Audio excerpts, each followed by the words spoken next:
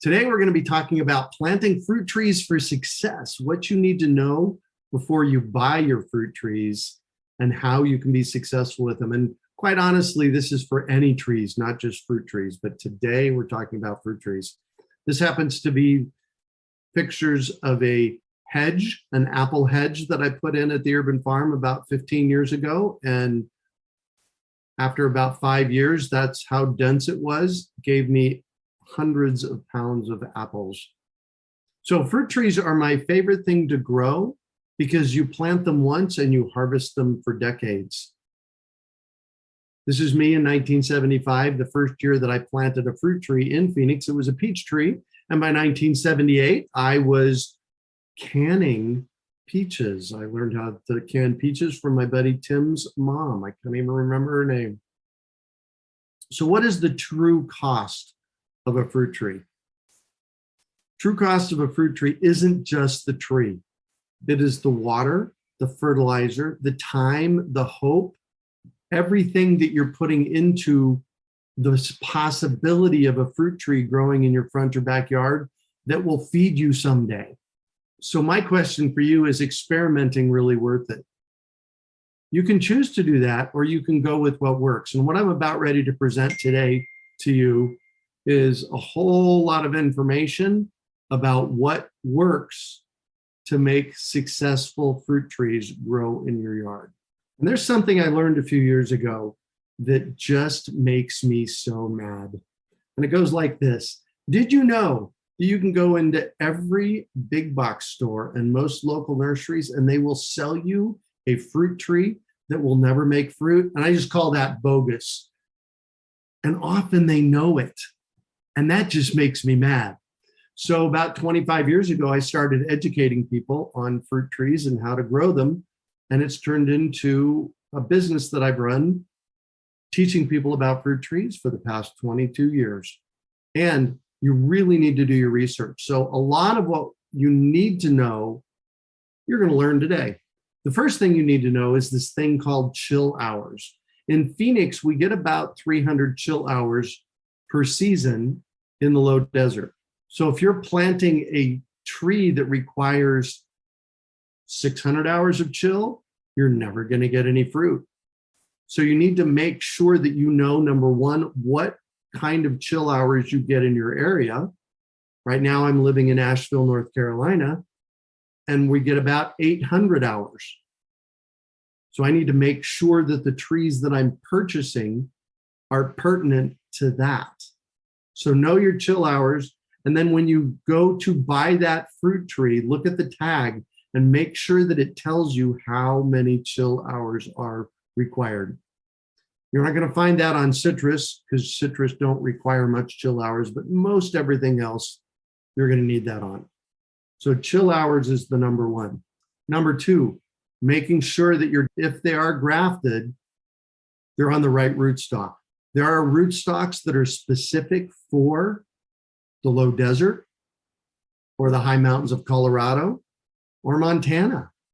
Make sure that you're buying trees that are the right chill hours, that are on the correct rootstock and ripen at an appropriate time. And you can ask the cooperative extension in your area, or you can, check out local nurseries and make a friend at the nursery and make sure they know what they're talking about. Planting right, issue number two. Often, I'm going to show you a bunch of slides here on what not to do. This is a very hot microclimate next to a block wall, gravel. That fig tree on the left was planted on a mound with one drip emitter right next to it. It's planted on a mound. So when that drip emitter turns on, the water ran off of the hill and didn't water the fig. It ended up dying. So avoid hot microclimates. Now, here's the thing. I have solutions for all of these issues that I'm going to talk to you about right now. So stay tuned and we'll get to them. But avoid hot microclimates. And if you have a hot microclimate like this, I have ideas for you on how to cool it off. Avoid gravel. This is notorious in Phoenix. They do this. They put in their landscapes and they put gravel in, and then they plant a poor tree. Both of these trees ended up dying. Now, I have a solution coming up. Planting in a lawn is another issue because the lawn will outcompete the tree. I've seen it happen over and over again. Plus, lawns are usually on sprinklers that water every day or two, which is way too much water for your trees. We're going to get to watering here in a little while.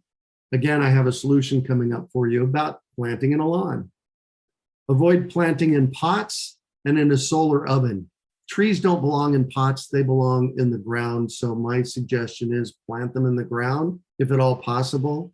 And with this solar oven on the right, one of the things that I would have done with it, and most of these trees ended up dying because it was just way too hot. What I would have done with this is I would have put a good 8 inches of woody mulch throughout the entire backyard. I realized that's a lot of woody mulch. And the most important thing for you to be doing to grow anything that's healthy is to grow healthy soil first. Now, I've given classes on this. You may have heard me speak about this. Healthy soil, 5 components. You need all 5 in order to be successful. And there's a super simple fix, which I'll dive into in a little while. Dirt has micronutrients in it, but if all you have is dirt, good luck growing anything. Organic matter, water, airspace, and everything that's alive in the soil. And when you have a nice, balanced mix of organic matter, airspace, water, and everything that's alive in the soil, along with a little bit of dirt, you're going to be successful. So what is organic matter? Organic matter comes in a couple of different ways. Mulch on the left. Woody mulch is great for basins, walkways, for great big areas that over the course of the next 6 to 18 months, you want to turn into really healthy soil. And then there's compost and planting mix, and that's what you use in the hole itself. And my first rule is when you're buying soils, ask them if they put dirt in it, because it's highly likely that you have plenty of dirt in your space and you don't need to buy more. Dirt is really heavy. So never buy dirt. Buy compost, planting mix, woody mulch, those kinds of things to help improve your soil. And then I have one big rule. I call it my 6-6 rule. 6-foot diameter basin, 6 inches of woody mulch. At the interface between the dirt and the woody mulch, you get this really healthy soil building very quickly. And then what I do is I add 6 to 8 inches of woody mulch again every single year, because it breaks down fast and it turns into this absolutely amazing soil that's full of feeder roots, it's full of microorganisms, it's full of worms. It is the life that brings your tree and your fruit the flavor. Grow lots of healthy soil. This next picture is a picture somebody sent to me. This was their front yard in January of 2017. They decided to put woody mulch over the entire front yard that was gravel. And you can see by the tags, the Barbados cherries, the jujube, the mulberry, the jujube, and the pomegranate, that there are trees there. You can barely see them. Here it is 6 months later. Look at the size of those trees 6 months later. This is what I'm talking about. Add lots and lots of organic matter, and your trees are going to thrive. The next thing we want to talk about is getting your trees planted and planting them right. Now, the thing about fruit trees is that they take a lot less work than a garden, but they do take work. And I want to set your expectation to expect to spend at least as much on supplements and soil for planting and for fertilizing as you do for the tree for the first year for your best results.